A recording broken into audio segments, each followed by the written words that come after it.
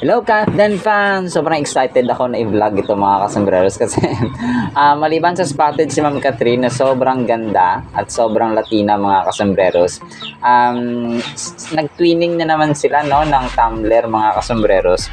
Hindi ko alam pero napapansin talaga ito ng mga Kathdinatics agad-agad kasi yung kay Pops Alden, nag-twinning sila sa kulay na parang violet mga kasombreros no, yung kay Pops Alden. Hindi ko alam kayo nang humusga pero parehong labas nito kanina. Yung kay Pops Alden yung nasa jogging siya tapos yung napakalaking tumbler na kulay violet. Tapos yung kay Ma'am Catherine naman ay kay Doc Ivy siya yata pupunta nito. Or sa yes no, kay Doc Ivy yata na Kaon is life dito. Tapos sobrang bait niya ang Catherine dito mga kasunod no, habang spotted siya ng fan po. Tapos yung dala-dala niyang tumbler mga kasunod na may halong violet or light lavender mga kasombreros. Tapos yung fan ay gusto mag-picture. Tapos sobrang kulit niya ang Catherine no. Maliban dito sa Pilipinas Got Talent niya na outfit na gustong gusto natin kasi balot na balot siya, naka all white siya mga kasombreros, tapos parang tuxedo na panlalaki siya pero sobrang ganda na sobrang Latina yung Catherine dito mga kasombreros sa all white niya na outfit na balot na balot na balot na balot ang inyong Mrs. Fulkerson. So and then ito sobrang ang galing mag-imbestiga ng inyong Kathdinatics na mga investigador mga kasombreros. Tapos dito sobrang haba ng hair, nag-extension siya. Tapos dito naman sa isa ay maiksi mga kasombreros na tinanggal niya yung kanyang kanyang extension na buhok mga kasombreros. And then wala kwela. Tapos nawasak sa mga comments kasi may isang sikat na parang player yata yon. Tapos parang tinanggihan niya yung isang fan na magpa-picture. Tapos nakuhaan ng video. Tapos yun, parang kinancel culture siya mga kasombreros na parang first time lang yata magpa-picture ng fan tapos hindi siya pinagbigyan mga kasombreros. And then si Ma'am Darla Sauler din po ay nagpa-picture kay Ma'am Catherine. Tapos wala, ang kulit lang ni Mrs. Fulkerson dito mga kasombreros and mga kapantas. And then meron pa lang mga kuha na picture pa dun sa may Star Magic Ball mga kasombreros. Yung director nila dati sa Gawin Bulilit kasama si Ma'am Julia Montes. So parang ang kulit lang kasi parang reunited sila mga kasombreros. And napansin din ng mga tao dito ay dun sa may parang naka white motif ang inyong Kathden mga kasombreros kasi si Sir Alden ay naka white na parang long sleeve sa dun sa black screening nga niya, pa-black screening niya sa Kim Pao na movie na My Love Will Make You Disappear. Tapos naka-white din si Catherine no, dito sa kanyang spotted nga siya ng isang fan mga kasombreros. Tapos hindi ko alam kung ano nakatatak dito mga kasombreros. Tapos yung tatak sorry po yung sisiyo nandito na sa aking tabi. Sobrang close nila mga kasombreros. Tapos napansin ko pala dito yung yung tatak ng ni Pops Alden, mahalin yung kanyang cap mga kasombreros. Tapos si Ma'am Catherine, balik tayo sa ball, nagkahalo-halo ng aking items. Tapos may sisiyo pa dito. Sorry po. Tapos si Direct Bobot Mortis mga kasombreros, Edgar Mortis ay nagpa-picture din no kaya Ma'am Catherine kasi nga close din sila neto no, director nila dati sa Gawin Bulilit mga kasombreros. So reunited din actually yung mga dati nilang friends and nagkita-kita dito sa Star Magic Ball mga kasombreros. Tapos yung parang nag my day si Sir Alden sa kanyang story sa IG mga kasombreros na salamat Sir Alden Richards. Parang parang kay Kim Chu na tag mga kasombreros na April pa lang pero grabe ka na, yung nagpa-black screening nga siya ang ingay ng sisiyo. So sorry po. Nagpa-black screening nga siya ng movie na My Love Will Make You Disappear.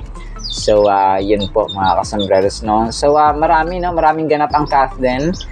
Kaya maraming salamat sa walang sawang nagsusuporta at saka nanonood sa ating channel at saka nagsusubscribe pa mga kasombreros. So yan naman po sa ating Kathden items last na pala, sorry, ito si Charo Santos ay may picture din together with box office queen mga kasombreros. So nagpapadakip na yung yung sisiyo. Alright, so naman po sa ating Kathleen items sana po ay pakinggan po natin ang Word of God.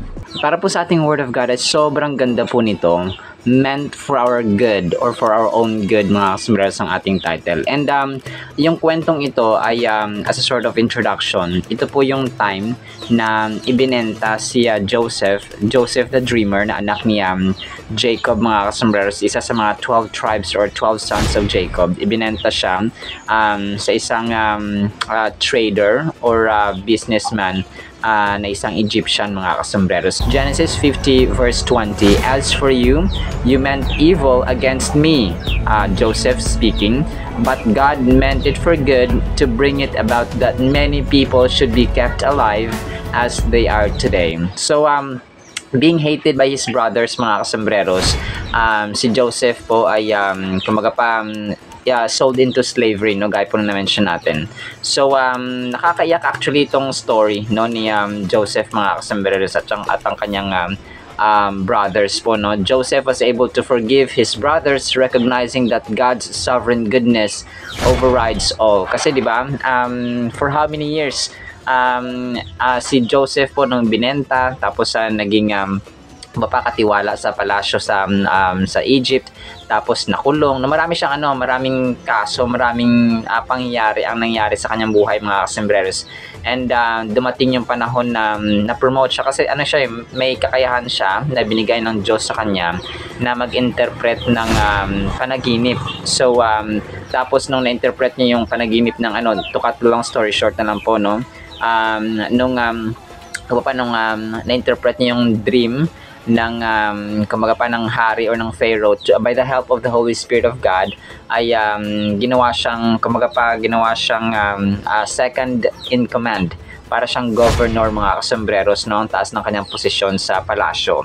So and then yun nga, nagkaroon ng tagutom. So it started actually nung 17 years old si David, si Joseph pala. So when he brought a bad report about his brothers to his father Jacob, Jacob loved Joseph more than his other sons. So parang wala namang favoritism, pero mas mahal kasi si Joseph ni Jacob, no, over his other siblings. So God blessed Joseph, and Joseph grew in influence. So nung tagutom talaga mga kasombreros sa buong Canaan, doon po yung nangyari lahat-lahat ng turning point ng storya, ng climax ng storya mga kasombreros. And ang historical narrative po na ito ay very important, na nagtuturo po ito sa atin ng dalawang lessons. Una, yung salita ng Panginoon mga kasombreros, talagang kinikip niya.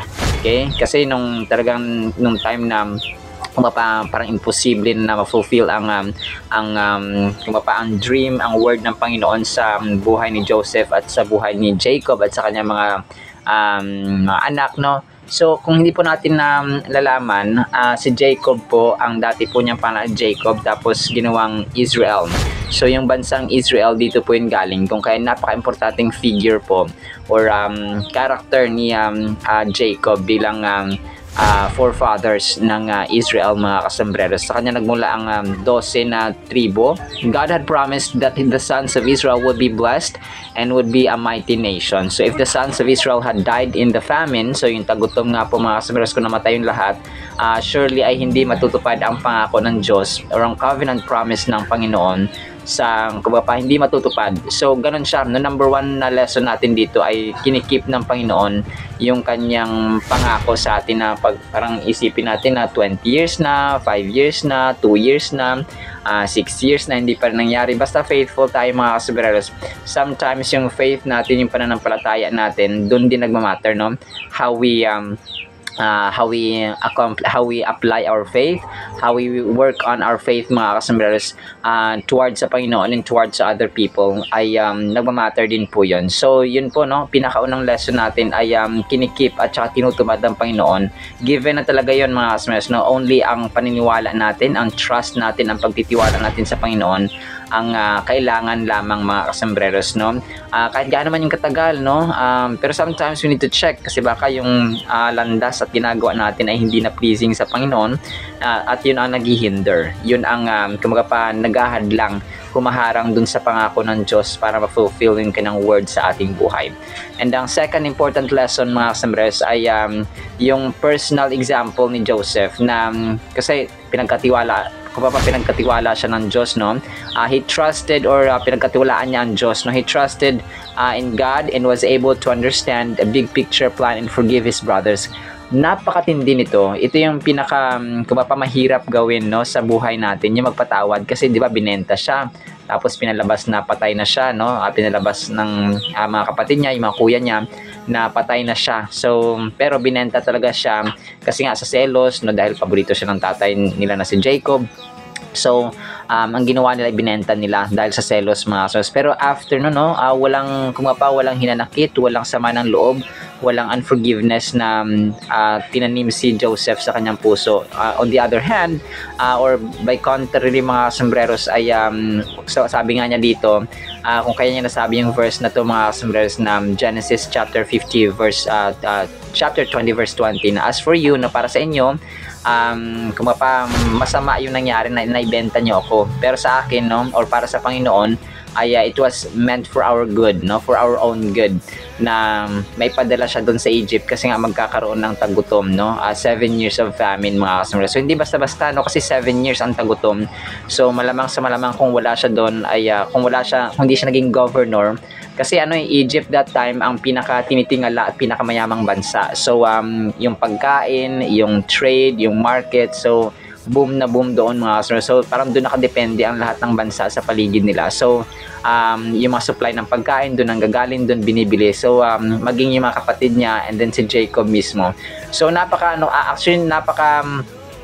lungkot at saka nakakaiyak ang kwentong ito because it speaks about God's promises, tapos yung pagsama niya kay Joseph and then sa entire family of Jacob, tapos yung forgiveness, no, na dapat ay kamuhian ni Joseph yung kanyang mga kapatid dahil nga binenta siya, pero forgiveness at saka dito mo makita mga kasamres na kapag meron kang personal na relationship sa Panginoon, nagtitiwala ka sa Kanya, pa yung character ng Panginoon, yung good character niya ang mangibabaw sa ating buhay kapag genuine ang ating pag-follow at pag-obey sa Kanya mga kasambreros.